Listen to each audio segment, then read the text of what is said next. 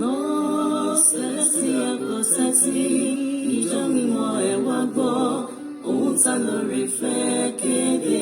Ọlọ́mọ Plenty ló sọ bẹ́ẹ̀. Lọ Celestia kò tẹ́tí, ìjọ mímọ́ ẹ wá gbọ́, ohun tá bá tún la fẹ́ kéde. Ẹ dúró lẹ́nu náà àtijọ́ kí ẹ sì bẹ̀rẹ̀ ìtọ́tọ́ fún bẹ̀rẹ̀ ní.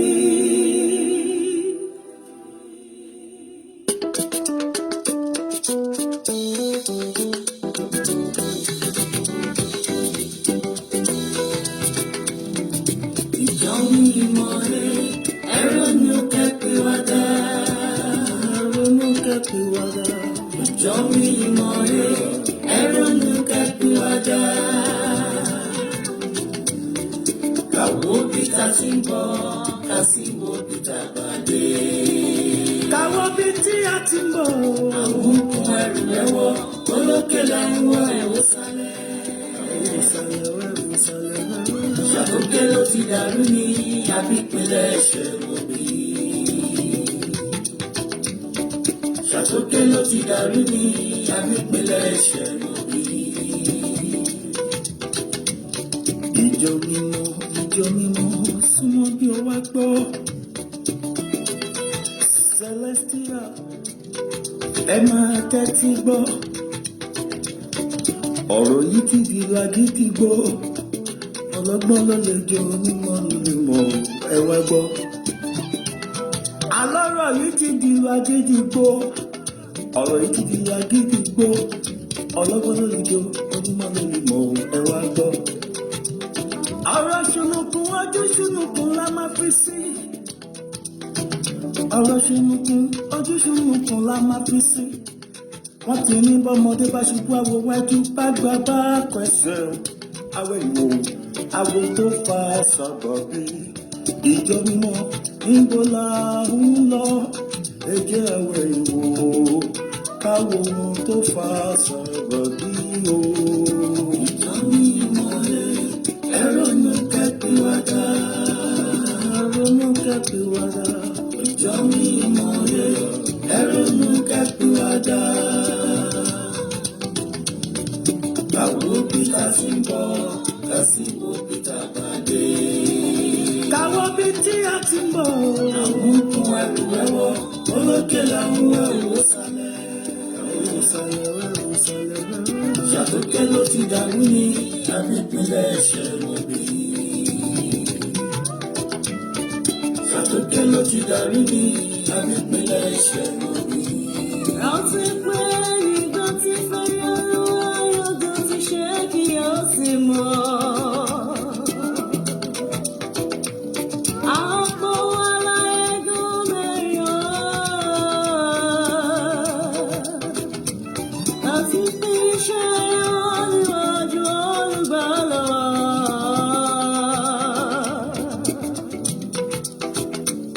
Ìgbà tí fẹ́ yọjú ṣe wọ́n yóò wá níbẹ̀. Ó yá gbọ́, ọ̀rọ̀ yìí ti dùn arìnrìn-àjò tó ń lọ. Ó pàdé áńgẹ́lì kan. Áńgẹ́lì yẹn wá sọ fún, ó ní kó máa lọ, ó ní kó má ṣe wẹ̀yìn, ó ní kó máa lọ. Àmọ́ bó ti ń lọ, ó wá dé ìlú kan, ó lóun mèremère, ó ní owó, ó ní ọmọge, olóbìnrin olóyè rẹpẹtẹ. Ó dúró, ó ti gbàgbọ́ táńgẹ́lì ń sọ fún wípé kó má ṣe wẹ̀yìn wò kó máa lọ. Ọ̀rọ̀ yìí òwe ní òwe lẹ́sìn ọ̀rọ̀, ọ̀rọ̀ lẹ́sìn òwe, òwe lẹ́sìn ọ̀rọ̀, ọ̀rọ̀ lẹ́sìn òwe, òwe lẹ́sìn ọ̀rọ̀, ọ̀rọ̀ lẹ́sìn òwe. Bó ṣe dé ìlú tí mo sọ, olóhùn mèremère, orí obìnrin, olówó, olóyè, oró ọmọ rẹpẹtẹ, orílẹ̀ orúkọ bọ̀gìrì ló bá dúró sílẹ̀. Kò mọ́bi tó ń lọ mọ́, ó ti gbàgbéra. Ni mo fi sọ wípé ìjọ mímọ́ níbo là ń lọ, níbo la ti ń bọ̀, níbo la bá dé. ohun kan ló jẹ́ wá yà mí lẹ́nu àkùkọ gàgàrà kò wá fẹ́ kí kékeré kan mọ́. ẹni ọlọ́run hallelujah ọkọ mi àìsájú. wọ́n ṣe bọ́ ṣe fẹ́ ṣé bó ní fìlẹ̀ ṣe fìlẹ̀ lẹ́lẹ́ yìí rántí pé onípìlẹ̀ ti fi Happy first Sunday of the month in Jesus' name. Mo ti ní àkùkọ gàgàrà kò fẹ́ kí kékeré kan. Bẹ́ẹ̀ni o. Àkùkọ gàgàrà kò fẹ́ kí kékeré kan. Kò fẹ́ kí kékeré kan. Kò fẹ́ kí kékeré kan. Kò fẹ́ kí kékeré kan. Kò fẹ́ kí kékeré kan. Kò fẹ́ kí kékeré kan. Ìjọ mi máa wá. Share to your wall, share to your wall, share to your WhatsApp. Gbogbo ọmọ ṣẹlẹ̀ lónìí o. Memory lane part 2. Ìjọ ta ló fẹ́ wáyé mọ́ tó kún fún ẹ̀ṣẹ̀ àtẹ̀gbìn. Of late Gilbert, Olúwatósìn Gilbert. Ìwà ìbàjẹ́ wa ti pọ̀ tó wọn ò ká wá sí Kristẹni mọ́. Báwo la ṣe fẹ́ ṣe kí lè rí ayọ̀ yìí lè ṣẹ? Ọ̀gẹ̀dẹ̀ bàjẹ́ aṣọ pọ̀npọ̀n àti wá dórí ẹ̀sìn kodò. Ọlọ́run bànújẹ́ nítorí ìwà ti ṣe wá. Àfi ká ronú ìwà wò láyé padà sọ́lọ́run. Ara mi àsìkò ṣì wá ó tó pẹ́ jù. Ẹ jẹ́ àyípadà o.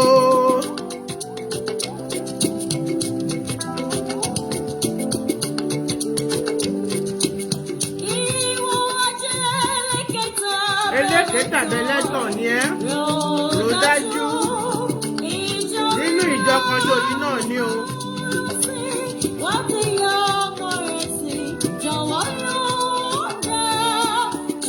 Ìjọ mímọ́ Ẹ̀jẹ̀ Kristi Jésù iyebíye tó mú ìwà padà wá afáráyé fẹ́ni tó bá gbàgbọ́ tó ṣe gbọ́ràn yóò rí iye ìjọ mímọ́. Pẹ̀pẹ́ pẹ̀pẹ́ pẹ̀pẹ́ pẹ̀pẹ́ pẹ̀pẹ́ dúdòdòdò gbàgbàgbà kí pẹ̀pẹ̀pẹ̀ gbà. Ìlà omi, Ilẹ̀ ọ̀sán. ìlà omi, ìlà ọ̀sán. Nínú ìjọ yìí náà ni o. Ìjọ mímọ́, Ilẹ̀ ọ̀sán. láti bàbá bá pè wá o. Pé ọmọ ṣì wá kó máa bọ̀. Wá ṣírò iṣẹ́ ọwọ́ rẹ̀. ìlà omi arákùnrin. Arákùnrin mi. Ìlà omi Arábìnrin. ìjọ mímọ́ ìlà ọ̀sán láti bàbá bá pè wá o. Wọ́n bá ní kí gbogbo aká máa bọ̀ nínú ilé ńlá. Wọ́n kò máa bọ̀ wá sí lórí iṣẹ́ ọwọ́ rẹ̀. Arákùnrin máa ṣe gbàgbé o. Ohun tó mú ọmọdé máa ṣe gbàgbé o. Arábìnrin máa ṣe gbàgbé o. Ẹ má jẹ́ ká gbàgbé o. Ọmọdé máa ṣe gbàgbé o. Ṣé bí ìdí kan pàtàkì ló mú ọmọdé mímọ́? Oúnjẹ òkú.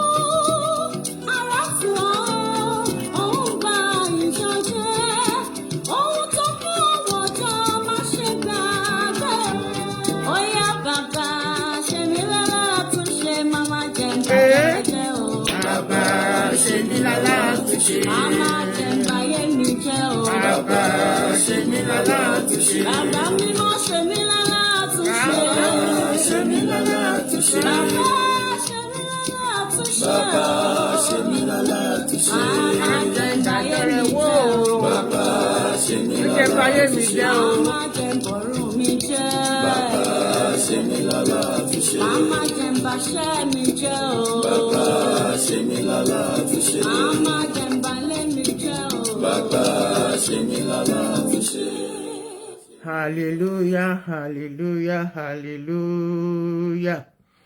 Mo kí gbogbo wa o, àkàlẹ́ o, àkàlẹ́ o, àkàlẹ́ a kú lovely Sunday yìí o. God bless gbogbo wa pátápátá lórúkọ ti bàbá àti ti ọmọ àti ti ẹ̀mí mímọ́. Mo kí gbogbo wa o. Mo ní a kú oṣù tuntun yìí. Èní ní ọjọ́ kejì nínú oṣù tuntun ọdún. Oṣù tuntun, today is the 2nd of November 2025, the year of our Lord Jesus Christ. Adúpẹ́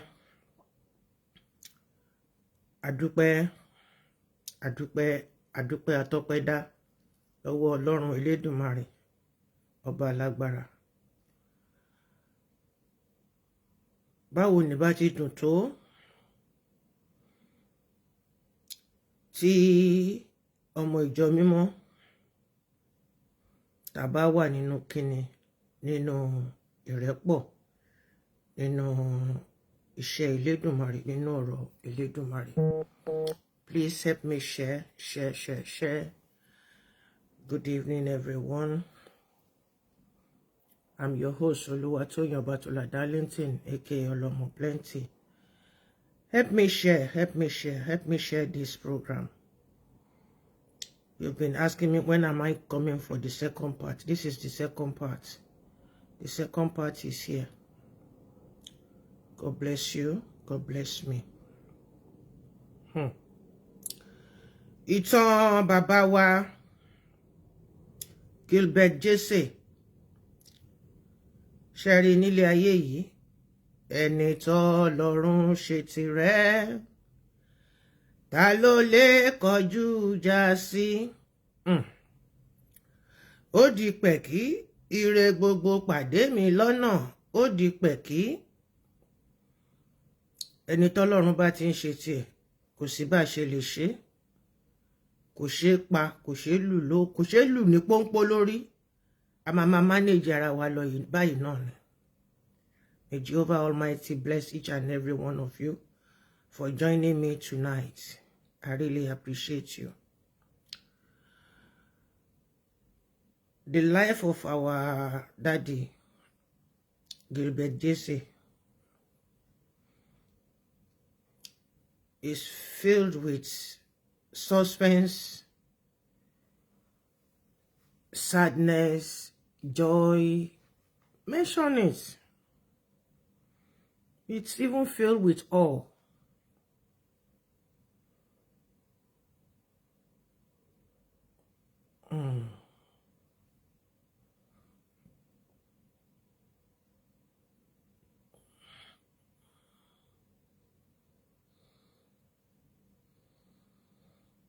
Má bínú, mo share ni o.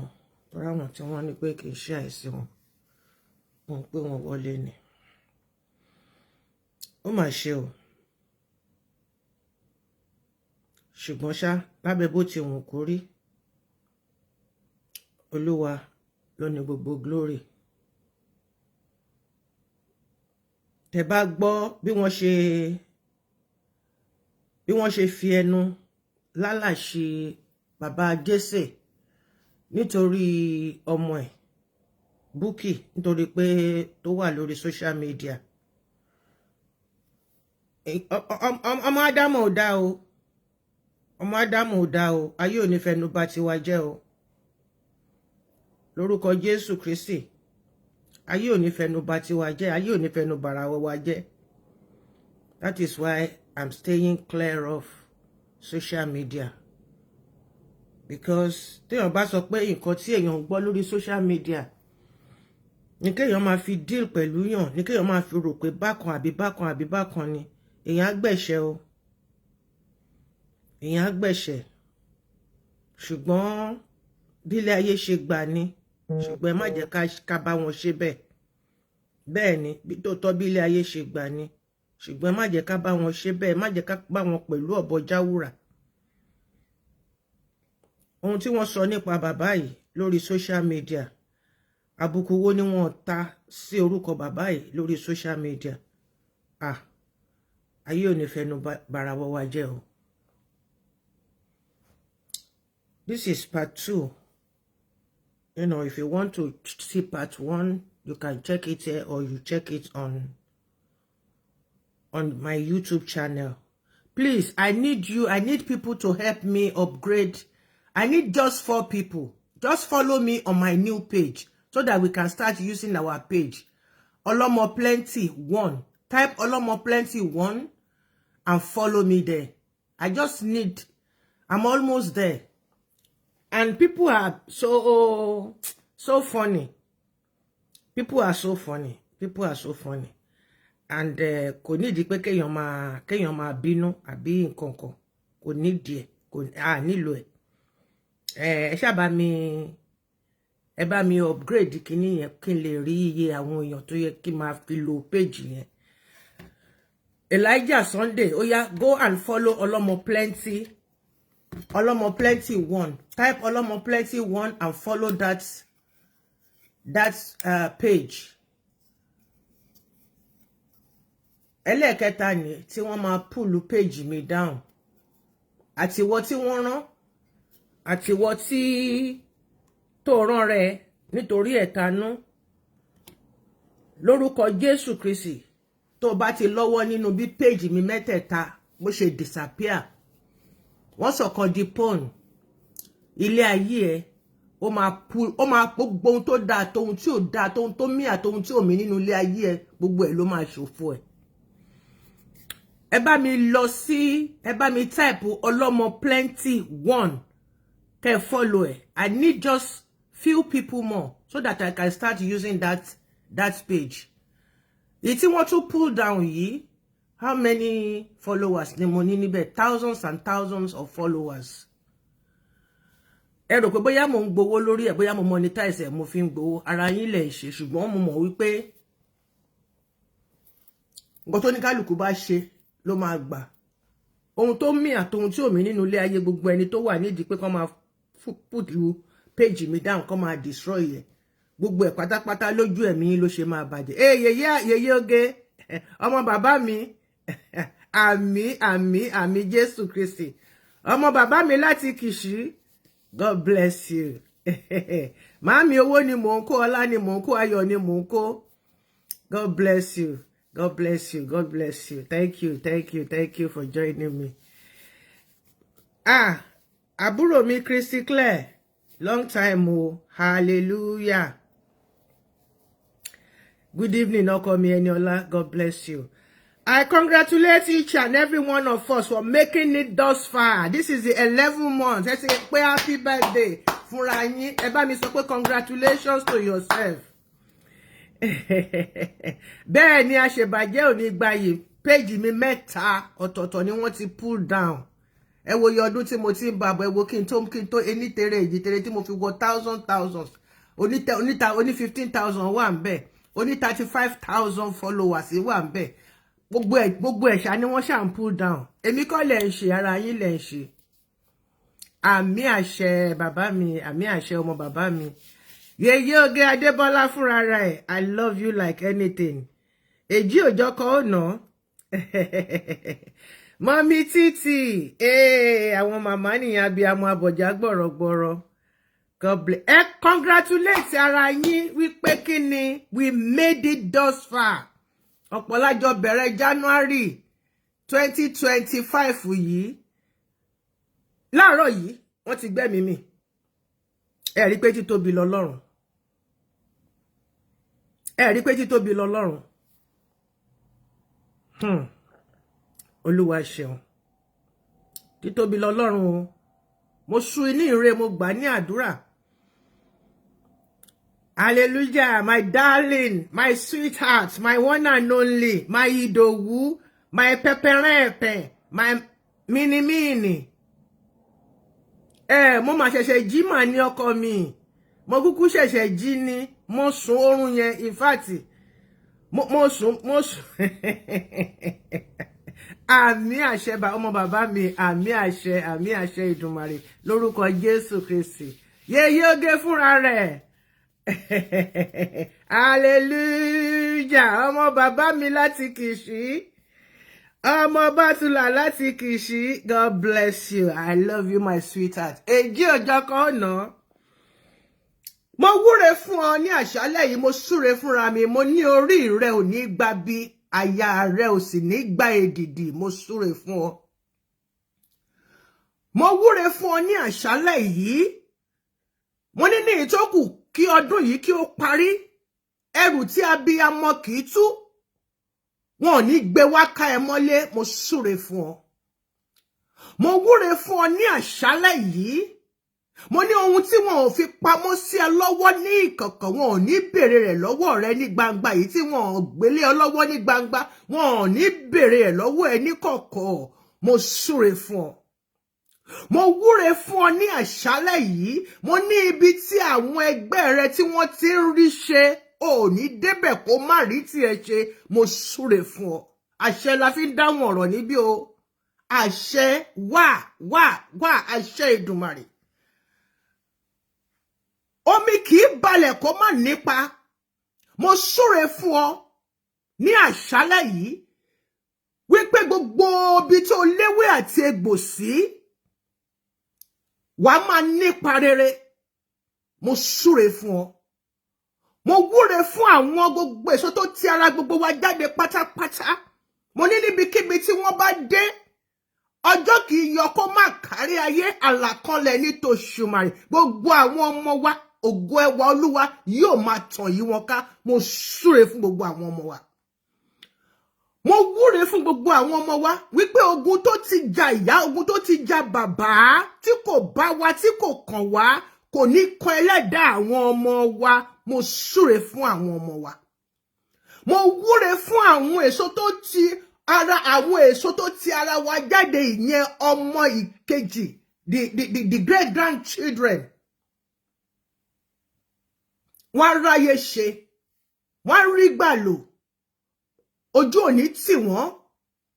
Ẹni tó kọwọ́ sínú tó kẹsẹ̀ sínú ìṣẹ́jú yìí, mo súre fún ọ.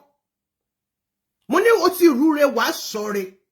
Gbogbo inú tó ti wá tìpa tí àwọn olubi tí wọ́n ti tìpa, mo ní orúkọ Jésù Kristi, ní agbára adẹ́dà ṣẹ̀dá, nítorí pé Olúwa sọ pé kì yóò sí àgàn nínú ilé òun. Mo ní ilẹ̀kùn ayọ̀ inú ilé ọmọ rẹ, mo ní kó ṣí. Mo súre fún ọ. Mo wúre fún ọ ní ìṣẹ́jú yìí, gbogbo àwọn tí wọ́n ń retí wípé inú gbèsè ló máa kú sí. Mo ní orúkọ Jésù, wọ́n máa ṣe kíni, wọ́n máa gbé abọ́ wá tọrọ oúnjẹ ní inú ilé rẹ, níwájú ilé rẹ, pẹ̀lú ìkúnlẹ̀ àti ẹ̀bẹ̀. Mo súre fún ọ. Mo wúre fún ọ, mo wúre fún ẹlẹ́dàá mi ní àṣálẹ́ yìí. Mo ní gbogbo ire tó yẹ kó ti tẹ̀ mí lọ́wọ́, tó yẹ kó ti tẹ̀ ọ́ lọ́wọ́ láti bẹ̀rẹ̀ ọdún títí dé ìsìnyí, ṣùgbọ́n tó rákòrò, mo ní kó gba ìsinmi. Mo ní kí ó dìde, kí egungun gbígbẹ inú ilé ayé rẹ, egungun gbígbẹ inú ilé ayé mi, mo ní kó gba ìmísí Olúwa, kó di ọ̀tun.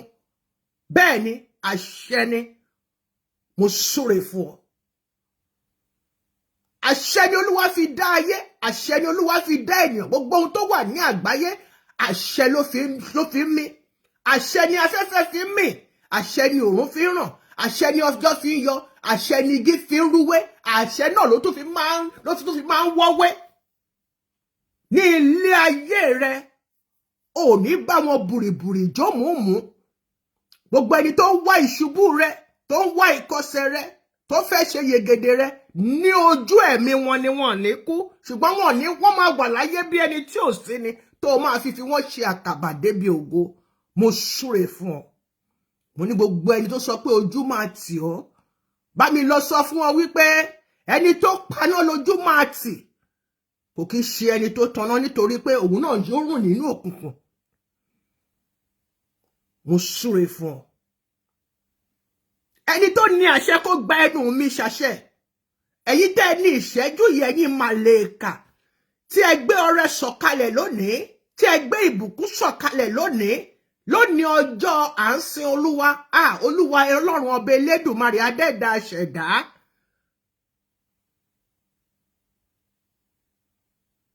Oore tó làmìlaka yóò sọ̀kalẹ̀ sínú ilé ayé rẹ̀. O ní fi gbèsè ṣayọ̀, o ní fi gbèsè ṣe ẹ̀mí gúlegúle. Bẹ́ẹ̀ ni, ṣùgbọ́n wà ń bẹ̀ o, má ṣe kọjá àyè ara rẹ. Ọjà tó ò bá lówó ẹ̀ má lọ rà á tó máa fi di gbèsè sí ọlọ́run.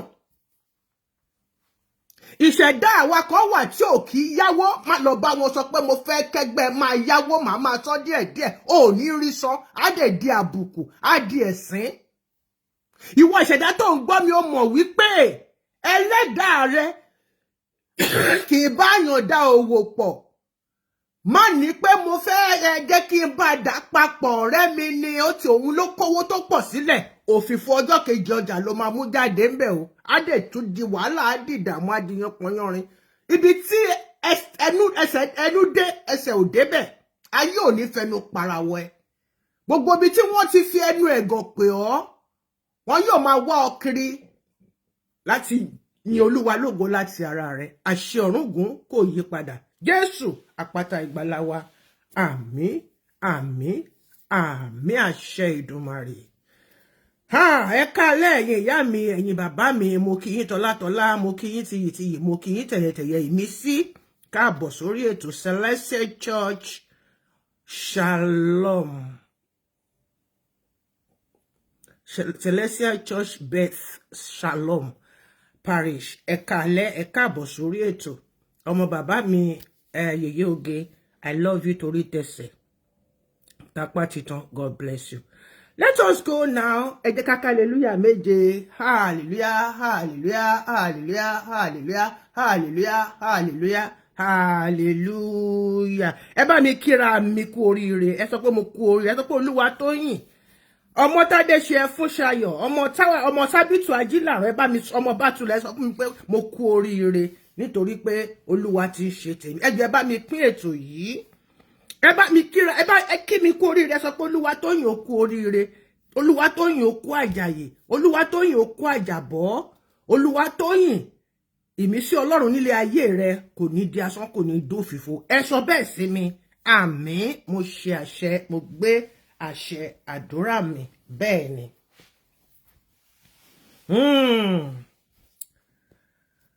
Now, ṣe rí apá kejì ọ̀rọ̀ yìí tá máa sọ láṣálẹ́ yìí. Ókì o. Ókì, ṣùgbọ́n a dúpẹ́ lọ́dọ̀ Ọlọ́run. From what I learned, that picture you are seeing there, picture tẹ́ ń wò yẹn, torí ẹni mo ṣe jẹ́ pé òun ni mo gbé sórí kìíní yẹn.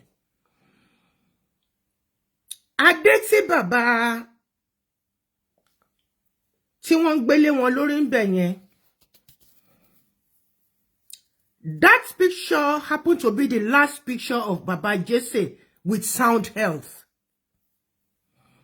Apparently, after wearing him that crown, yeah, because it's a crown in Celestial Church of Christ. It is a crown when you reach a certain level in the realm and in celestial fold. Tó bá ti gbé fìlà léyàn lórí. Mo ti rí ibi tó ti gbé fìlà léyàn lórí. Tó gbé Adéyẹlé lórí, ó dẹ̀ tún mú adé náà, ó dẹ̀ tún jù sílẹ̀ lẹ̀. Mo kọjú sí pẹpẹ Ọlọ́run. Mo ní Olúwa o. Adé orí ọmọ yìí ò gbọdọ̀ ṣíbọ̀ o. Kó tó di pé ẹni yẹn gbé Adéyẹlé lórí, ẹ mọ̀ nǹkan tí ẹni yẹn ṣe. Ó wọnú pẹpẹ lọ aṣọ tó yẹ kó wọ̀. Ó wọ aṣọ yẹn, ó wọ tán. Bàbá yẹn wọ aṣọ yẹn tán pátápátá. Mi mú orúkọ bàbá náà. Ní tilẹ̀ ní tọlọ́run. Níwájú pẹpẹ mímọ́, níwájú ìjìnlẹ̀ ìfẹ́, mi mú orúkọ, bó mo wà níbẹ̀ níbi tí wọ́n ti ń ṣe ìwúyè yẹn. Bàbá yìí wọ aṣọ yìí. Ẹ̀mí mi takò. Ó gbé aṣọ yẹn lọ sínú pẹpẹ, ó lọ wọ̀ ọ́. Tó bá jẹ́ pé wọ́n kàn ti ẹ̀nà sókè báyìí níwájú pẹpẹ ni ìbádá. Ẹ̀mí mi takò nǹkan tí bàbá yẹn ń ṣe. Ṣùgbọ́n mo mú mọ́ra, mo bá bàbá yẹn, mo bá pàdé nínú ẹ̀mí. Àwa jọ ń rotate ẹ̀. Gbọ́ mi má sọ pé nítorí pé lágbájá jẹ́ ọ̀rẹ́ mi, ó jẹ́ bàbá mi, ó jẹ́ àgbàlagbà kan nínú pẹpẹ, ó jẹ́ kinní kan, ó jẹ́ kinní kan. Ayé ò ní fi ẹ́ dógò. Ayé ò ní fi ẹ́ san gbèsè tí wọ́n ti jẹ lórúkọ Jésù Kristi. Ẹ jẹ́ ká máa ṣọ́ra. Ṣé ẹ ti rí gbogbo àwọn bàbá tí wọ́n máa ń dá oríṣiríṣi àrà níwájú pẹpẹ tó máa pọ́n fẹ́ wọṣọ fún yàn yẹn? Ẹ máa ṣọ́ra. Aṣọ tí ẹnìkan bá ti gbé sọ́rùn kó tó wá gbé sí Ọlọ́run, má wọ aṣọ náà lọ́jọ́ náà. Bẹ́ẹ̀ ni, dìde kó sọ pé ò wọṣọ yẹn mọ́. Mi mọ̀ nǹkan tọ́mọkùnrin náà tí ó ń là kọjá lásìkò yìí, torí pé nígbà tí bàbá yẹn tó wọṣọ yẹn sọ́rùn nínú pẹpẹ, wọ́n gbọ́n pàfúùmù sára. Ẹ̀mí mi tako nǹkan tí wọ́n ń ṣe yẹn. Wọ́n wọ aṣọ yẹn, wọ́n tún wọ̀ wá bá. Wọ́n wọ̀ sí lọ́rùn. Nígbà tó máa gbé cross bar sí lọ́rùn, wọ́n gbé sí lọ́rùn wrongly. Hallelujah. Nígbà tí ọ̀rọ̀ yóò níbi tí mo ń lọ o. Nígbà tí wọ́n gbé fìlà yẹn lé adé yẹn tó gbélé lọ́wọ́ tán, tó gbélé lórí tán. Kí ni bàbá yìí tún ṣe? Kò mú adé yẹn kó gbélé ọmọ yẹn lọ́wọ́, ó jù sílẹ̀ lẹ́ni. Ìwọ̀nba tí Olúwa rán mi, mo ṣe níbẹ̀ lọ́jọ́ yẹn. Ògo fọ́lọ́run lókè ọ̀run. Kémi àti bàbá yẹn ká má tún pàdé mọ́. Àtòun àti ìyàwó ẹ̀ ká má tún pàdé mọ́.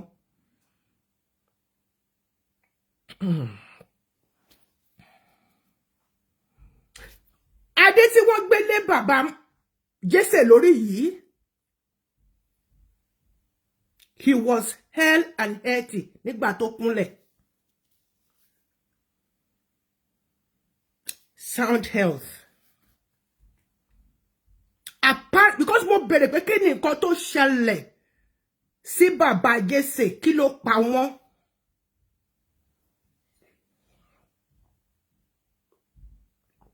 Torí mi máa ń fẹ́ mọ nǹkan oyún tó wà nínú ìgbín. Wọ́n bá mi wá fọ́tò yìí jáde. Story tó wà lára fọ́tò yìí ó pọ̀. Bí wọ́n ṣe gbé adé yìí lé bàbá Jésè lórí, bàbá Jésè ló kúnlẹ̀.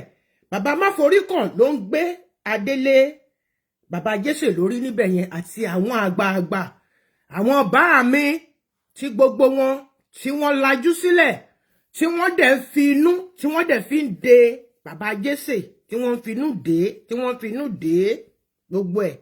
Gbogbo wa ni yóò dúró.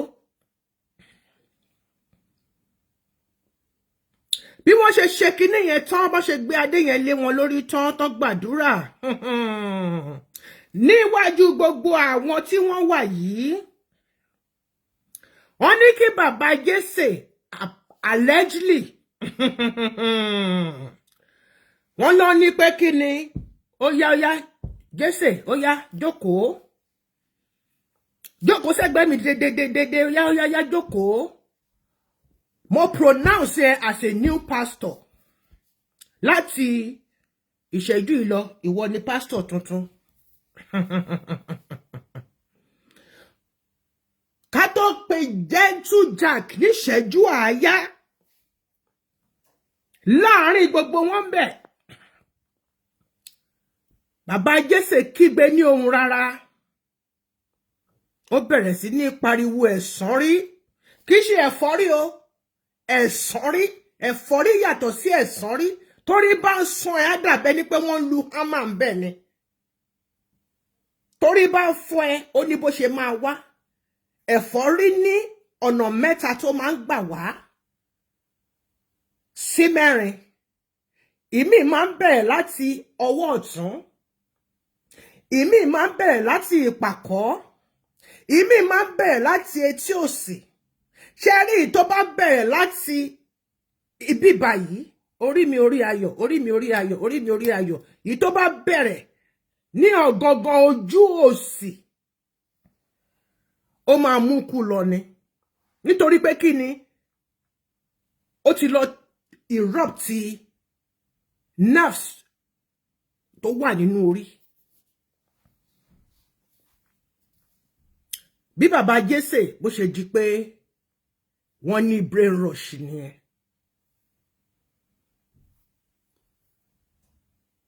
brain rush tí wọ́n ò ní kó tó di pé wọ́n kúnlẹ̀. Brain rush tí wọ́n ò ní kó tó di pé wọ́n gbé adélé wọn lórí. Brain rush tí wọ́n ò ní kó tó di pé wọ́n pronounce wọn as the new pastor. Ayé o.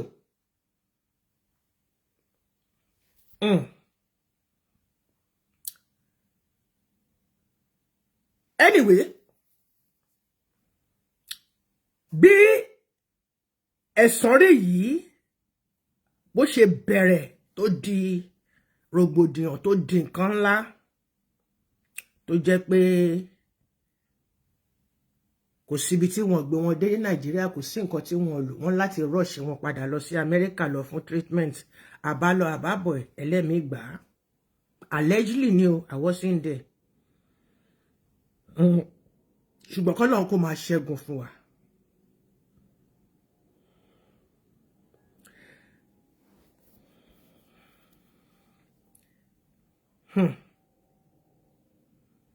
Àní kán má pa mí lógo, kán má pa mí lógo, mo bẹ̀bẹ̀ o.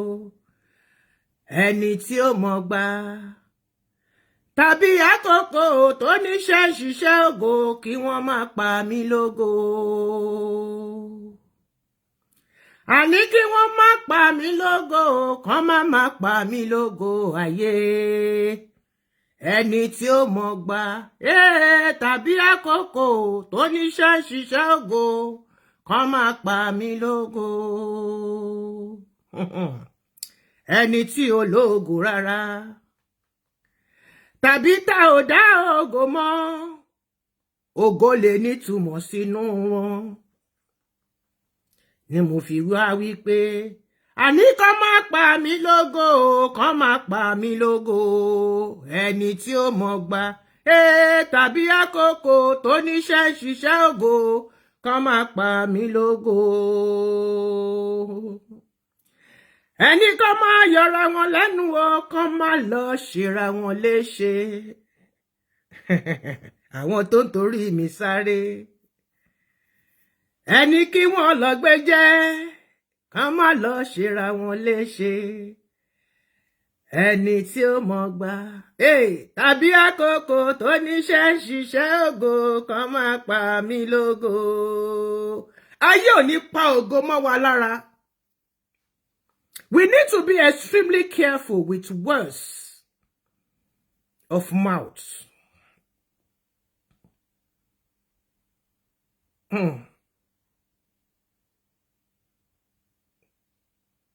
It was said that allegedly late Maforikan made a certain pronouncement that very day as well. Bó ṣe gbé adé yẹn lé bàbá yẹn lórí, wọ́n á make a pronouncement yẹn pé CCC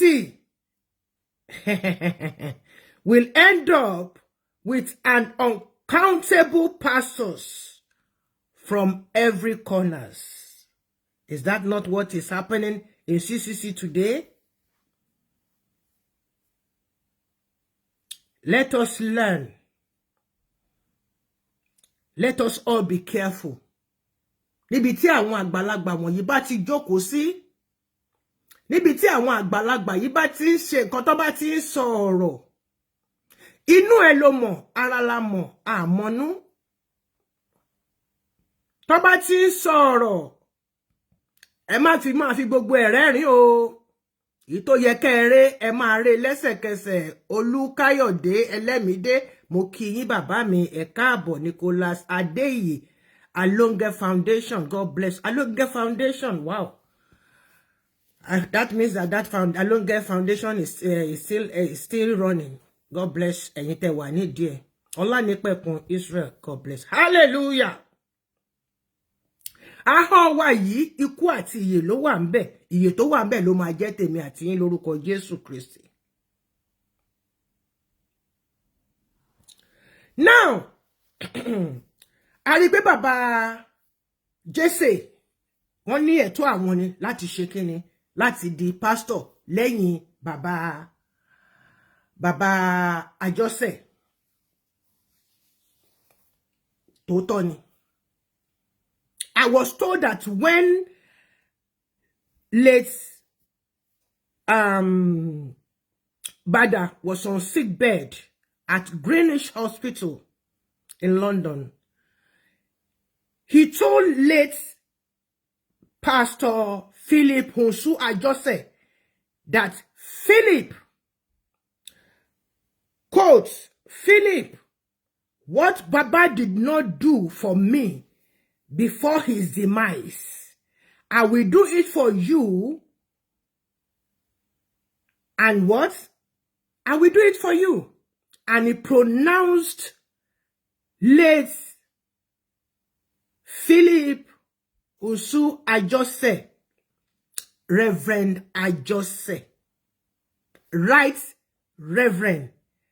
Listen, right, Reverend.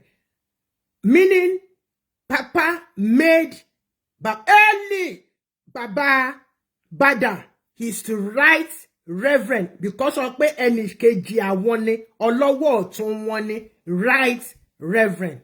Now, but àwọn kan pè ní ẹnì kejì mi ṣùgbọ́n he did not make that pronouncement as the next pastor. But he said it. Gbogbo ayé ló dẹ̀ gbọ́ sí. And he said it everywhere. Even going into government, the president bá kú, àbí tí wọ́n bá impeach president, vice president, ló máa di president. So he promised Baba later Àjọṣe that he will make him Right Reverend Àjọṣe, which he did. He made the pronouncement on him, which he did. And then he made late Gilbert Oluwatosin Jesse as a reverend, meaning after Right Reverend comes Reverend. Tí àsìkò bàbá Àjọṣe bá tó táwọn náà join ancestors. Tí bàbá Jesse bá ṣì wà láyé, àwọn ni wọ́n ṣe kíni, àwọn ni wọ́n máa di pastor. So he made him a reverend, then head of Nigerian diocese. So in view of this revelation that I got, late Jesse was 100% right to become the next pastor after Pa Àjọṣe. But ẹ̀yin àgbà kan. Ìṣẹ̀lẹ̀ kúrò lórí BRT lane. Ẹ wá ṣe kíni, ẹ wá yí lọ sórí commercial lane. Ibi táwọn àwọn ọmọ mi ọ̀rágàrógò, àwọn ọmọ onídánfó, ọlọ́kadà, onígbogbo ẹ̀ tí wọ́n wà tó jẹ́ pé gbogbo ẹ̀ wọ́n máa papọ̀ ni. Jésù lolúwa. Hell. Ẹ jẹ́ kí n tún rewind ibẹ̀ yẹn fẹ́ni tí kò bá yé dáadáa. I want people to crop that area. I learned anything kò bá ṣojú ẹ̀ kò lè sọ.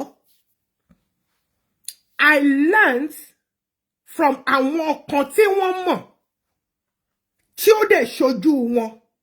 A dá fún yín ìyá mi rẹ̀ mi lẹ́kún wọn lásẹ̀yìn.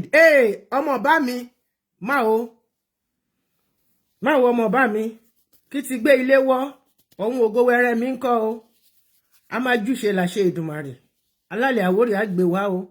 I learned that when late Bada was on sick bed at Greenwich Hospital in London, he told late Pastor Philip Hunsu Àjọṣe, and he said, Philip, quote, now, quote, Philip, what Papa did not do for me before his demise, I will do it for you there and then.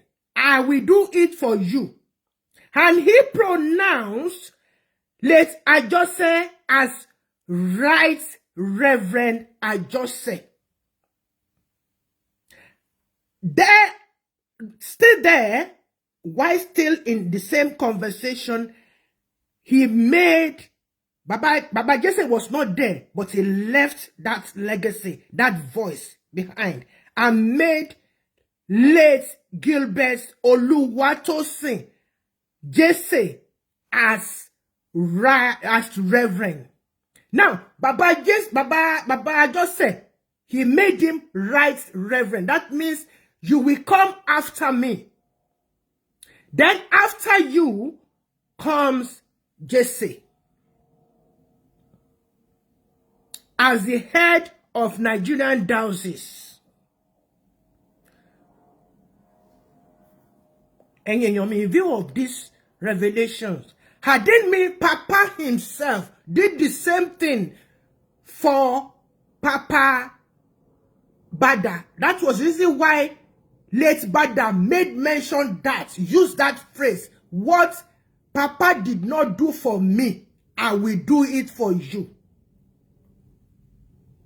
Philip, I pronounce you as my Right Reverend Ajose. And Jesse will become as a reverend and to be in charge of Nigerian diocese. So, late Jesse was 100% right to become the next pastor after Pa Ajose. Bó tilẹ̀ jẹ́ wípé àwọn olè, ìwà jìbìtì náà fi pa bàbá Ajose. Àwọn tọ́ṣọ́ àǹkó náà ní kí bàbá yẹn kó bẹ̀rẹ̀ sí lọ tàmì òróró, ẹni tẹ́ mọ̀ pé blood pressure ẹ ti high. Ọlọ́run fẹ́ lọ ògùn tóun kó wá ti tán kẹjẹ́ kóun lọ, ẹ ṣáà ní kó máa tàmì òróró lọ, ẹ wá lọ gbé sí orí òkè. Ọlọ́run á ṣe ìdájọ́.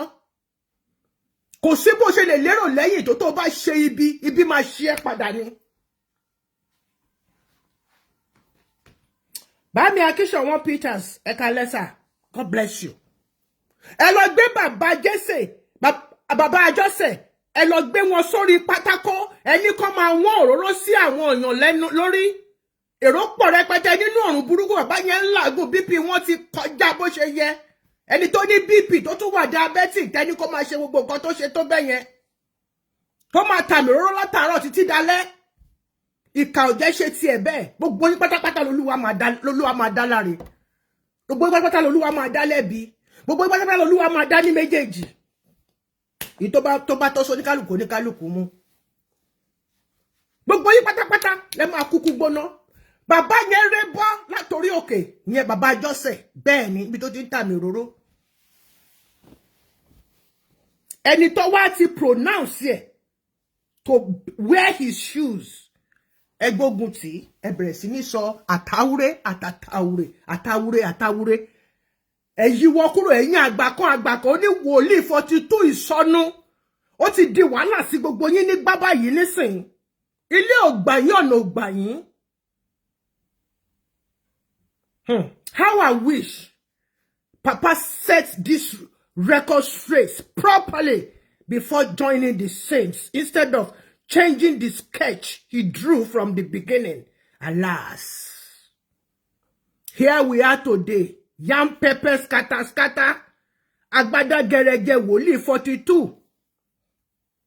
My turn to 71 very soon. No.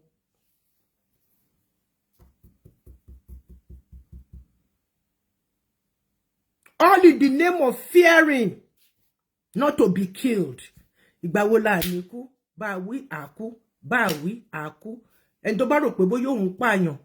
Ọlọ́run fi ẹ́ ṣe sábàbí ni láti fi ìyà tó tọ́ àti tó jẹ tó tọ́ àti tó yẹ láti fi jẹ ẹ́ bí irú ì tó ṣẹlẹ̀ sí kíni tó ṣẹlẹ̀ sí Judas Iscariot. Owó èlé yìí náà ló gbà. Ó gbowó ó ta Jésù. Owó náà fi ralẹ̀ tó fi sínsí. Ó tún wá ṣe kíni ó tún pokùnso. ẹ tẹra mọ́ ẹ̀yin oníwòlíì ọ̀ràn. Ẹ wá súré kiri ńsìn kan tó yẹ kẹ́ ti máa preach 20 years ago, 25 years ago, lẹ́ṣẹ̀ wá ń preach ẹ̀ ńsìn nígbà tó ní kálukú tí rí kú lọ́ọ̀kan. Ẹ tẹra mọ́. Gbogbo wa pátápátá la máa end sínú dọ́ọ̀sì. Sooner or later. Hallelujah. Ẹ yíwọ́ sọ kúrò lórí BRT. BRT lè tó yẹ pé òun nìkan ló wá máa lọ síbẹ̀ tó yẹ pé the next one máa bọ̀ lẹ́yìn ẹni. 10 or 15 minutes or 30 minutes interval mi mo bẹ ṣe ní bí wọ́n ṣe tò ní Nàìjíríà. Ẹ yíwọ́ kúrò bẹ́ẹ̀ báyìí commercial lè lọ yíwọ́ sí. Ẹ sọ di àwọn wòlíì. Gbogbo iṣẹ́ wa tí a ń ṣe, gbogbo ìwà tí a ń hù, gbogbo ọ̀rọ̀ wa tí a ń sọ, ẹ jẹ́ ká máa ṣọ́ra, torí Olúwa yóò mú gbogbo iṣẹ́ wa sí dájọ́, àti gbogbo ohun ìkọ̀kọ̀ ire tàbí ibi. Wọ́n dá fún gbogbo ẹ̀yin bàbá wọ̀nyí.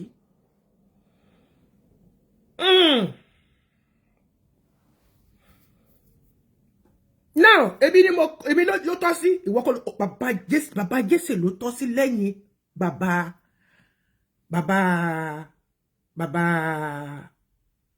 Àjọṣe. But because bàbá Owódùnní wọ́n accept Pastor Bada to be the pastor. Ẹ ṣá mú gbogbo ẹ ṣá dàrú ṣá.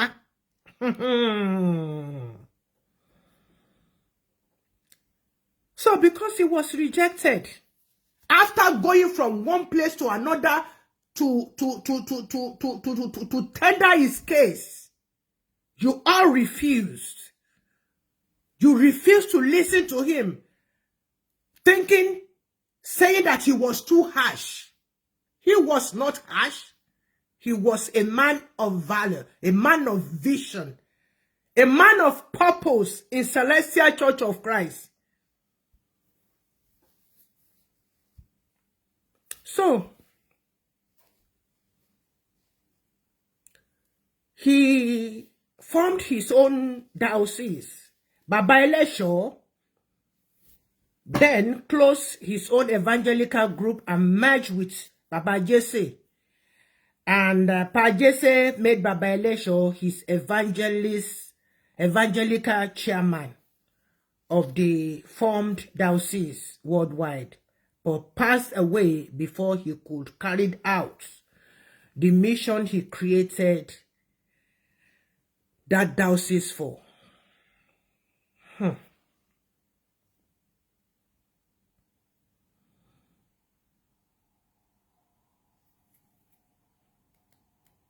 I'm sure ọ̀rọ̀ tí mò ń sọ atatanto tó mi ó yé gbogbo wa. The cause of Baba Jesse's death was a mysterious one. But that's what I was told. Cherry picture to one bay. It was the last picture. So, lẹ́yìn tí wọ́n gbélé wọn lórí tán, wọ́n ní kán jókòó, àwọn ni pastor. Ibẹ̀ náà ti gbáriwo ta. Pẹ̀sán rí dé, ẹ̀fọ́ rí dé.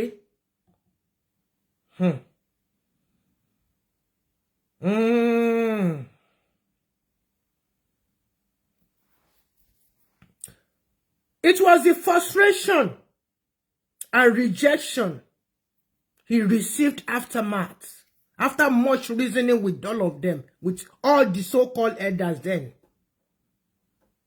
to an incredible point, unbelievable point of prostrating for certain people. Ẹni mo yájú sí ìdọ̀bálẹ̀ mi rè, kò yẹ kí n sọ, but I have to say it. Bàbá yẹn dọ̀bálẹ̀ fún ẹ̀yin àgbà kan nígbà yẹn. Ṣé mo irú èmi náà sì tí bá ṣe program tí ọ̀rọ̀ Olúwa tó bá ń jó mi lẹ́nu tí n bá ń sọ a máa dàbẹ́ ní pé bóyá mò ń ṣe ìyájú mò ń yájú síyàn àbí kinní kan no, but the spirit of nítòótọ́ wá sọ pé ẹ̀mí ń tẹríba fún ẹ̀mí ni pé ìwọ ló máa control ẹ̀mí, but tí nǹkan tí Olúwa fẹ́ sọ jáde tó bá ń jú ẹ lọ́fun wá sọ jáde náà ni. Kí dẹ̀ ni nǹkan tí wọ́n sọ? Ẹ má fìyà jẹ àwọn olùṣọ́, ìyà náà ló wá ń jẹ yín tẹ̀ mú mi sí. Ìyà òun ló ń jẹ yín ló ń bá yín fínra yìí, gbogbo ẹ̀yin bàbá àgbà yẹn. Ó mà ṣe o, ìkà ò lérè o. Bàbá yẹn wá dọ̀bálẹ̀ fẹ́yìn àgbàlagbà kan, mo gbọ́ débẹ̀ bẹ́ẹ̀ ni. Ẹ mọ̀ pé mi ò ní jáde wá sọ̀sọkúsọ.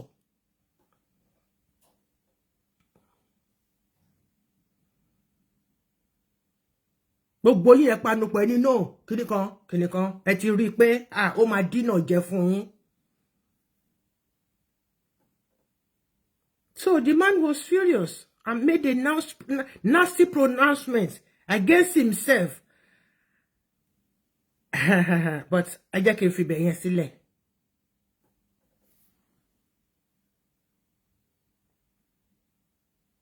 Nítorí pronouncement tí bàbá yẹn tó make lọ́dọ̀ yẹn tí wọ́n dẹ̀ mọ̀ wípé tòótọ́ ni pé kíní yẹn máa come to pass. Wọ́n ṣe kíni? Wọ́n fún ní àpèpà burúkú lẹ́yìn ìgbà tó ṣẹlẹ̀. Ẹ jẹ́ kí n má sọ gbogbo bẹ̀ yẹn. Ẹ jẹ́ kí n gbé kúrò. Ẹ jẹ́ kí n gbé kúrò. We all have our own shortcomings. We have our weaknesses. We all have our own flaws. His weakness was used against him. He was a one-way, heart-hardened person. What he wants is what he wants. You cannot treat anybody where he is. And when they talk like owó ta ni ò like owó, owó ìjẹkújẹ tẹ́ ń gbà náà kọ́ ló gbé gbogbo wa débi tá wà yìí.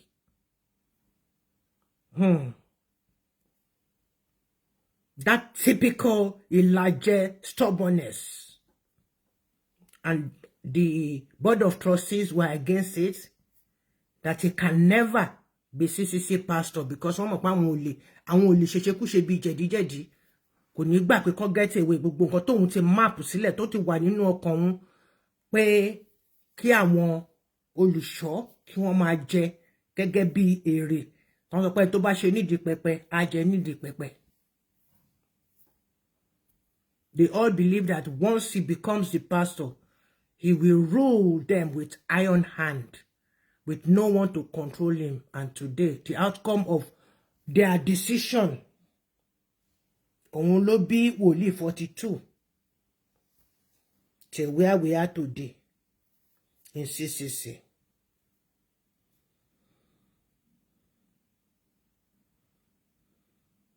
Ẹjọ́ ọ̀fadà nínú òjé, nínú ẹ̀ tó sọ pé àtàwúré, àtẹ̀ tó sọ pé àtàwúré, àtàtàwúré, àtàtàwúré, àtàrè ni wọ́n fẹ́ sọ. Òun ló fa ìyà ajẹjẹ tún jẹ tó jọ ń pa ọ̀pọ̀ nínú olùṣọ́ mọ́nú chọ́ọ̀chì tó máa gbé yín lọ sáṣálẹ̀. Connection ni wọ́n fi máa gbé e lọ. Àwọn tó ti wà ń bẹ̀ tó ti jọ wà nínú caucus, àwọn kàbá, àwọn don ẹ tẹra mọ́. So he declared himself as a pastor in his own corner, joined by Baba Maforikan. Ibi tí ọ̀rọ̀ yìí tó ti wà very, very interesting nìyí. Very, very interesting. But I don't want it to be more than 1 hour 15 minutes or so. So I will soon stop it because only Kimi.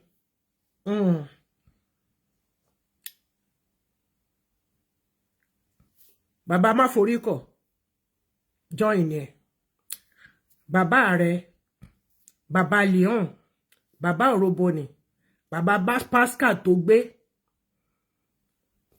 tó gbé àwọn ni pastor tí wọ́n fún Gabriel Evans tó fún ní ránkì reverend ni o a máa padà wá báwọn náà ṣe di pastor tí wọ́n o.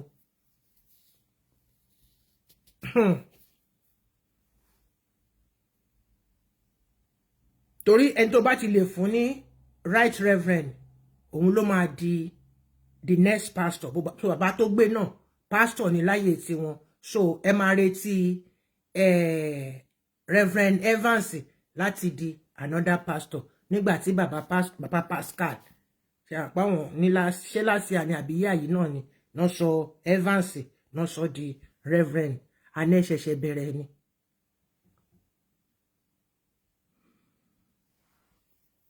Unfortunately, Baba Jesse did not want to kini yẹn dáadáa. Níṣẹ́ pé kán choose sí Baba Leon. Baba Leon ló tẹ̀lé papa wá láti Àjàṣẹ́. Níṣẹ́ tó yẹ kó mú àwọn méjèèjì yẹn kó mú wọn mọ́ra. Ná bá mú Baba Máforí kan.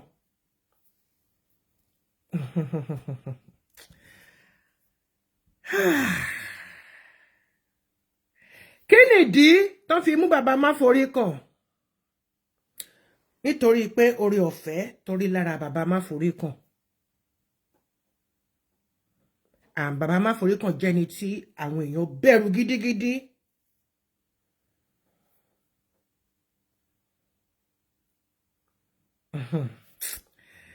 Ó mà ṣe o.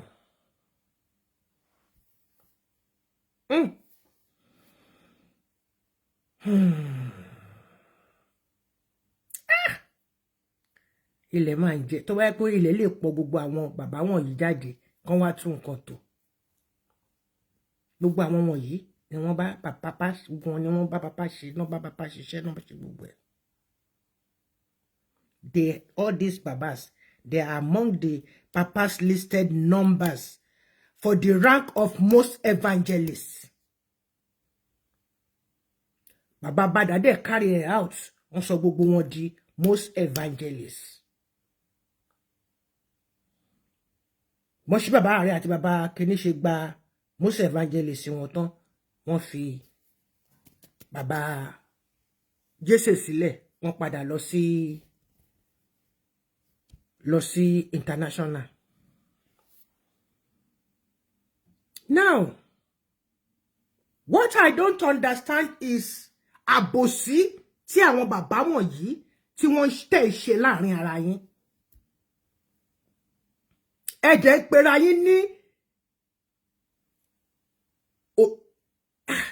kí ni mo ti fẹ́ pè yín o ìránṣẹ́ Olúwa alààyè. Ẹ ní ká máa kúnlẹ̀ síwájú yín ẹ máa gbọ́wọ́ sókè ẹ máa gbàdúrà léèyàn lórí ẹ máa ṣorí ọ̀fẹ́ léèyàn lórí tó dẹ̀jẹ́ pé ẹ dẹ̀ mọ̀ nínú ọkàn ńlá yín lọ́hùn wípé ègún lẹ̀ ń gé fún àwọn ènìyàn. Tá bá ní ká ka inú ẹrú tá bá ní ká ka ẹrú inú ẹrú á bàjẹ́ tí n bá bẹ̀rẹ̀ kò tiẹ̀ sígbà tá à ní débẹ̀. Because I personally know bàbá oníyè ni o bàbá Òṣòdì ni o bàbá Máforí kan ni o. They happen to be people of heart to heart. But to my surprise, oníṣẹ́ bàbá Jésè náà o ẹ má ní pé mo tún yà bàrà o gbogbo wọn ni wọ́n jọ wà. Mo dẹ̀ mọ̀ ìlú yìí náà ni mo ti mọ̀ wọ́n.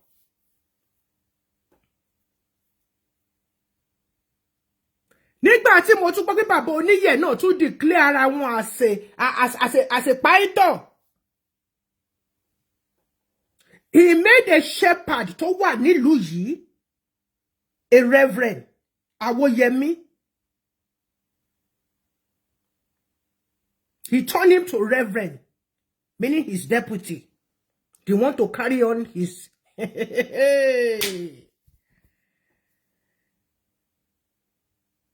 He made him to become his deputy. And ìyẹn dẹ̀ ṣì ń joyè deputy yẹn lọ láti ìgbà tí bàbá Oníyẹ ti kú.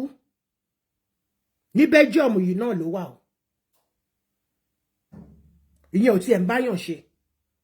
Àwọn ọmọ church ẹ̀ gan tó táwọn yẹn bá lọ bá wọn yàn ṣe tó bá lọ sí parish kan pé wọ́n lọ bá wọn ṣe kó mọ àbí kíni o. Ẹnu ọ̀nà ló máa ti ní kó dúró sí, ló ti máa bẹ̀rẹ̀ sí ní yà wọ́n sí mímọ́ torí wọ́n ti fẹ́ gbé ṣé ẹ mọ̀ pé kéèyàn gba wèrè mọ́ nǹkan. Ẹni tó dẹ̀ sọ pé kẹ́nìkan máa kúnlẹ̀ yìí tiẹ̀ wá ó dóbòjú kúrú lọ kúrú.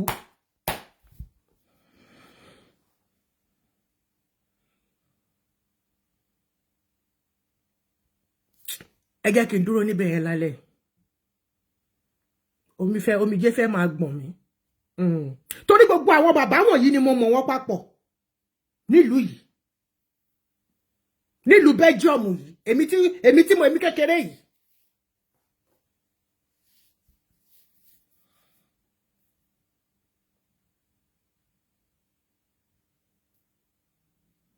Mo mọ̀ ìyàwó bàbá má forí kàn. The first wife, mama tó tóbi yẹn, mo mọ̀ wọ́n dáadáa. Bàbá Oníyẹ, mo mọ̀ dáadáa. Bàbá Jesse, we are not that deep, but I know him. Bàbá Oṣòdì, in fact, nígbà tí mo bẹ̀rẹ̀ ministry mi, bàbá wúre fún mi. Wọ́n súre fún mi. Wọ́n pè mí láti ọ̀dọ̀ ọmọ wọn kan láti kí lorúkọ ṣé Newcastle ní ọ̀ ibì kan ṣá. Wọ́n wúre fún mi láti bẹ̀. Wọ́n dẹ̀ sọ fún mi pé ojú mi máa rí tó.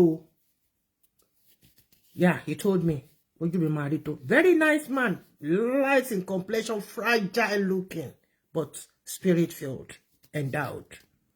Ibo ni wọ́n ti wá jẹ́ pé wọ́n wá pollute gbogbo kinní yìí nítorí oyè, nítorí position.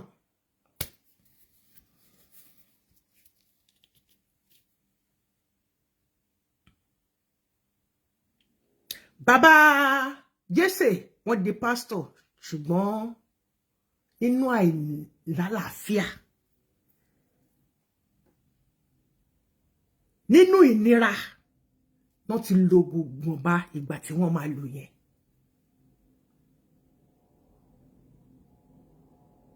Nǹkan kan ló bá nǹkan kan dé ló tún bá nǹkan kan dé tí yam pepper fi di skata a máa sọ yẹn. Tó bá di Sunday tó ń bọ̀ because tí ó bá ti gùn jù ó máa wé Jésù Kristi sẹ̀lẹ̀ síkà sẹ̀lẹ̀ tó ẹ̀yin àgbààgbà inú pẹpẹ.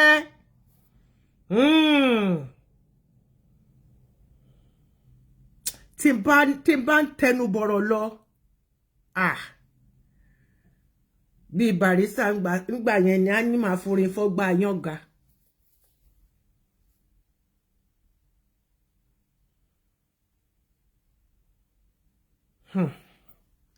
Ó mà ṣe o. Róòlù tí bàbá má forí kàn tó play nínú ọ̀rọ̀ yìí, it was not a Christianly one. Ó dẹ̀ kù wọ́n, ó kù sàárè wọn níbi tó wà níṣẹ́jú yìí. Because I rated him as a man of God.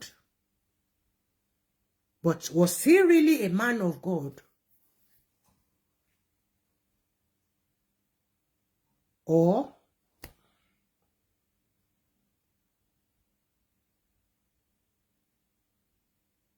tá bá máa bẹ̀rù èèyàn, ọlá Ọlọ́run tó wà lára ẹ̀ ní ló yẹ ká máa rí, ká máa fi bẹ̀rù ẹ̀. Kì í ṣe pé tó bá sọ pé nǹkan báyìí máa ṣẹlẹ̀ sí ẹ, nǹkan yẹn máa ṣẹlẹ̀ sí ẹ, nítorí pé kì í ṣe pé látọ̀dọ̀ Elédùmarè ni ọ̀rọ̀ yẹn ti wá. Hallelujah.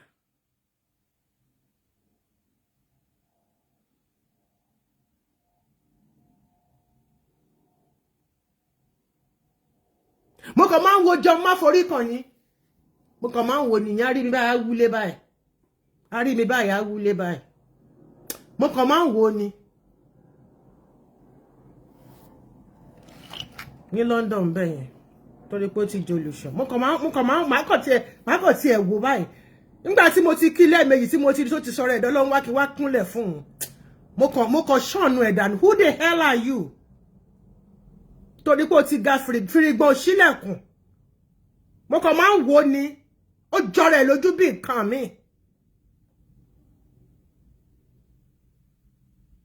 ṣebí gbogbo ẹ̀ náà rí abẹ́ òfurufú Ọlọ́run ni gbogbo ẹ̀ wà nonsense.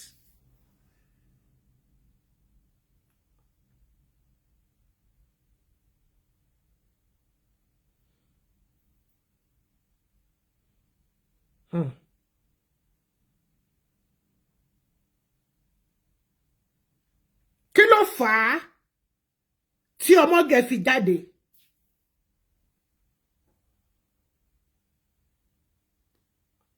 Báwo ni ọ̀rọ̀ bàbá bẹ́ẹ̀ ni Ọmọge tó ṣe jáde?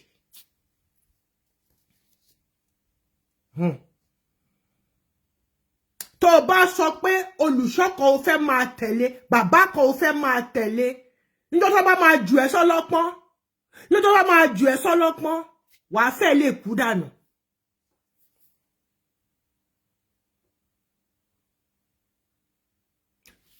Don't get me wrong. Bẹ́ẹ̀ ni Ọmọge, I met him once in America. He's spiritually endowed. Nothing to say about him. I'm not condemning him. It's just what's the way and manner tí bàbá má forí kan. Wọ́n máa sọ pé ẹ̀mí mo lè sọ pé ẹ̀mí ló mú bàbá bẹ́ẹ̀ nù o. Mi sọ pé ẹ̀mí kọ́ ló mú wọn o. Tí bàbá má forí kan fi sọ wọ́n di pastor because he carry am for body, he carry am for hand. The spirit of Jehovah Almighty lives in him. Mi ìtẹ́mi rí o. Mi sọ ìtẹ́lòmí rí o. Tẹ́lòmí mọ̀. But ẹ̀yin bàbá wọ̀nyí, ẹ yé bayé àwọn kan jẹ́ láti fi tún tàwọn kan ṣe.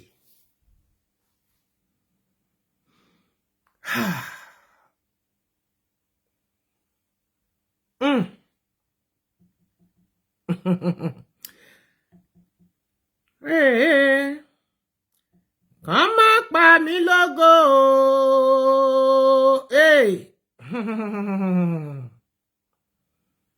káráyé má pa mí lógo, mo bẹ̀bẹ̀ ẹni tí ó mọ̀ gbà tàbí àkókò tó níṣẹ́ ṣiṣẹ́ ògo, kàn má pa mí lógo.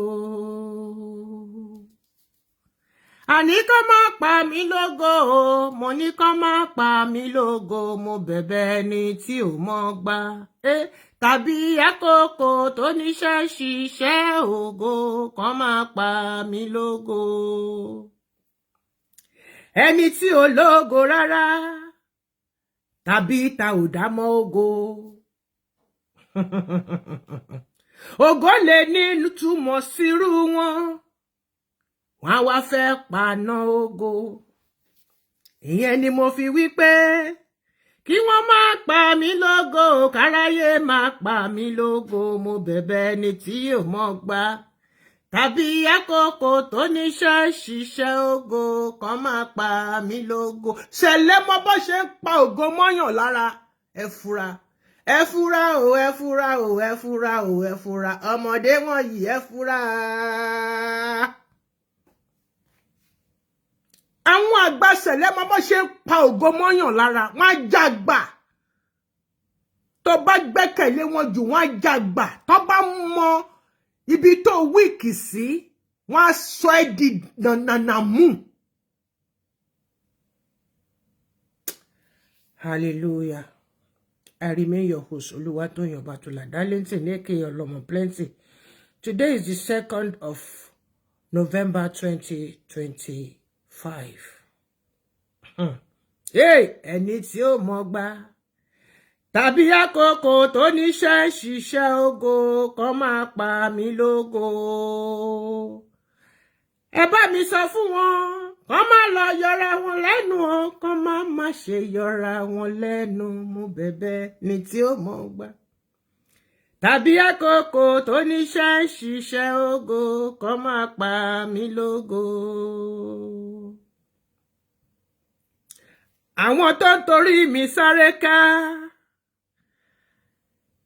ẹ bá mi sọ fún wọn kán lọ gbé jẹ́, kán má lọ ṣera wọn léṣe.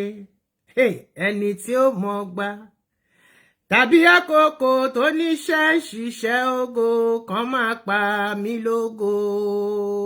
Tó o bá fẹ́ kọ́ pa ẹ́ lógo wá fà sẹ́yìn fún wọn.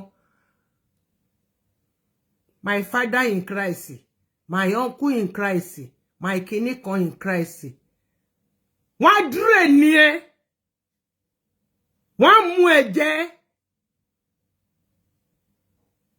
Àgàgà àwọn alájẹdànù yẹn, àwọn alátẹnu. Hi.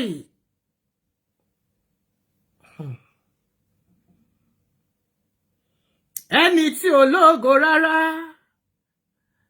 tàbí tá ò dá mọ́gò, ògo lè nítumọ̀ sírú wọn. Òun ni mo ṣe ń bẹ̀bẹ̀ o, pé kán má pa mí lógo, kán má pa mí lógo, Elédùmarè. Ẹni tí ó mọ̀ gbà tàbí àkókò tó níṣẹ́ ṣiṣẹ́ ògo kán má pa mí lógo. Àṣìsọ̀rọ̀ ni kó máa sọ pé Sátánì padà lẹ́yìn mi ìgbà t'Olúwa dá mi ò sí. Sátánì wà ń bẹ̀, wọ́n jọ dá ẹni. Bẹ́ẹ̀ ni Sátánì wà ń bẹ̀, wà ní pé k'Ọlọ́run kó má fún Sátánì láyè láti wá dán ẹ wò. Yí àdúrà ẹ padà. Àwọn orin burúkú kan wà láti máa ń kọ. T'Ọlọ́run bá ṣàlàyé ẹ̀ wà bẹ̀rẹ̀ sí ní ṣe prayer point tó máa fi ré ni. Sátánì wà ń bẹ̀. Sátánì pẹ̀lú ara àwọn tó dá ènìyàn. Ó sọ pé ẹ máa bọ̀, ẹ jẹ́ ká dá ènìyàn láwòrán ara wa. Sátánì pẹ̀lú ara àwọn tó lọ ṣiṣẹ́, tó fi yẹ̀pẹ̀ tó lọ bù wá lóríṣiríṣi. Òun ló ṣe sọ pé ẹni tó jẹ́ pé ẹ̀yin tó àwọn tó jẹ́ pé ojú wọn báyìí òun lòun wà lára àwọn tó mọ wọn ló wá ní kóun máa tẹríba fún láyéláyé. Ẹ lọ tún àdúrà gbà. Àwọn àgbàsẹ̀lẹ̀ wọ́n á jò ẹ́ mú bí táyà mọ́tò. May the souls of our late fathers in the Lord rest in peace. May Mother Earth be gentle with their remains. May the door of heaven not shut on their face.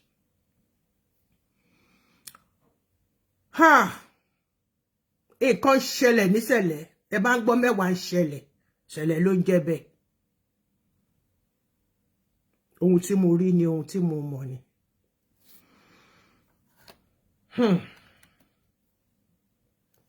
I give glory to Jehovah Almighty for tonight's program. Olúwa Ọlọ́run ọba alààyè, ó ṣeun. Gbogbo ẹ̀yin tẹ́ ṣèkórè lénìí, ẹ̀yin tó yẹ kí n wá síkórè yín tí mi ò wá, ẹ má bínú. Mo bẹ̀bẹ̀ ni o, ẹ má bínú. Ẹ dáríjì mí. Ẹ̀yin náà mọ̀ láti June tọ́wọ́n ti bá ṣe kórè ọmọdé tán báyìí títí di December ìkórè ní kúrà.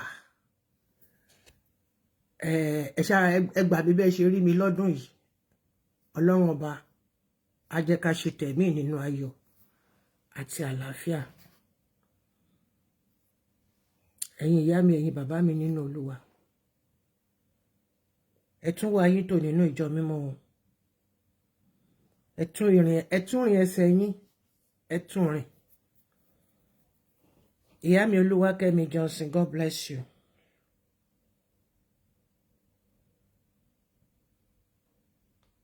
Sẹ̀lẹ̀.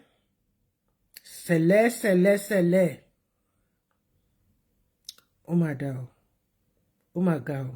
Ọlọ́run òjò yín wá ṣèbàjẹ́, Ọlọ́run òjò yín nínú ìjọ mímọ́. ẹ jẹ́ ká gbórin kékeré. Ọlọ́run kò dàbí ènìyàn arónípin.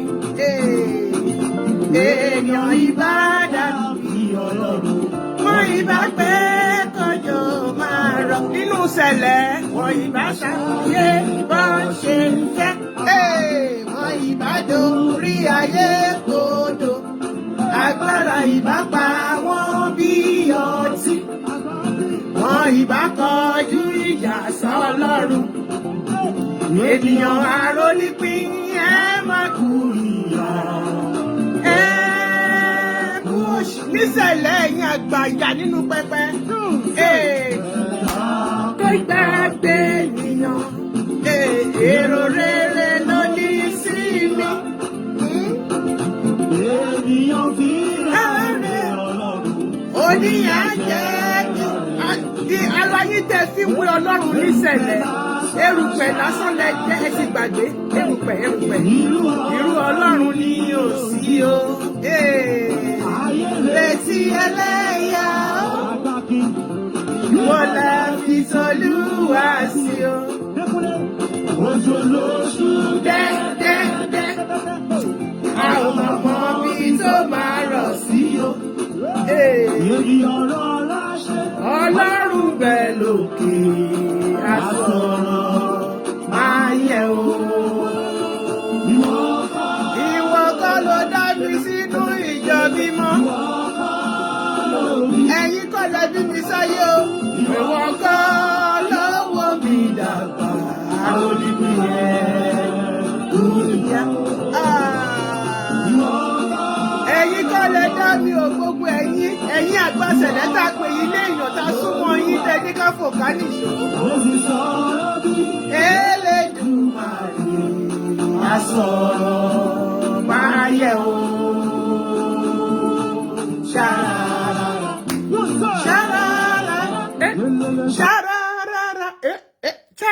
Ṣárárárá. A pè yín léèyàn Ọlọ́run. A pè yín ní bàbá nínú pẹpẹ. Ẹ̀dẹ̀ mú ọmọ ọlọ́mọ ẹ̀dẹ̀ kọrí ẹ̀ mọ́nú.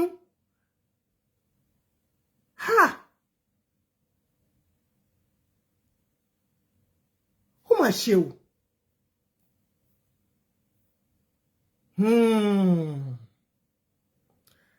Be careful o. Trust nobody. Daddy mi in the Lord ni. Bàbá nífẹ̀ẹ́ mi. Bàbá ní ohun tó rí lára ẹ o. Bàbá mi ní bàbá ò kì í fi mí ṣeré, bàbá ò kì í fi mí ṣeré. Àwọn bàbá àjà àràbùkà ló pọ̀ níṣẹ̀lẹ̀ o. Àwọn àgbà tí ò dá, àwọn àgbà tí ò tó lé, àwọn rúsí dá. Wọ́n ti gbóríṣiríṣi plákàdì pastors jáde o. Ẹ̀yin wèrè tẹ́ ń jáde, tẹ́ ń make pronouncement. Ọlọ́run fi hàn yín pé nìkan ni pastor. Ṣé ẹni tó wà ń bẹ̀ ṣe fẹ́ pa ni, ṣe fẹ́ fún ní májèlé ni. Torórí yín ò pé ẹ máa dí àwọn iṣẹ́ wèrè. Bólúwa bá sọ fún ẹ tó fi hàn ẹ́ wípé lágbájá báyìí ló máa débi báyìí. Ó máa fi pamọ́ sí ẹ lọ́wọ́ mà ní. Ìṣe ló yẹ kó o máa kọ lọ́kọ́ sílẹ̀ kó wà nínú ákáìfù. Kì í ṣe pé kó wá jáde síta kó wá máa sọ. O tún ti wá gbé gbogbo program tó fẹ́ kí new pastor tó fẹ́ kó tẹ̀lé, o ti gbé yẹn kalẹ̀. Ẹni tó wà ń bẹ̀ lọ́wọ́lọ́wọ́ kọ́ ṣe fẹ́ yín lọ́rùn ni. Ẹni tó sì wà lórí ìjókòó ṣe fẹ́ fún ní gamali 20 mú ni.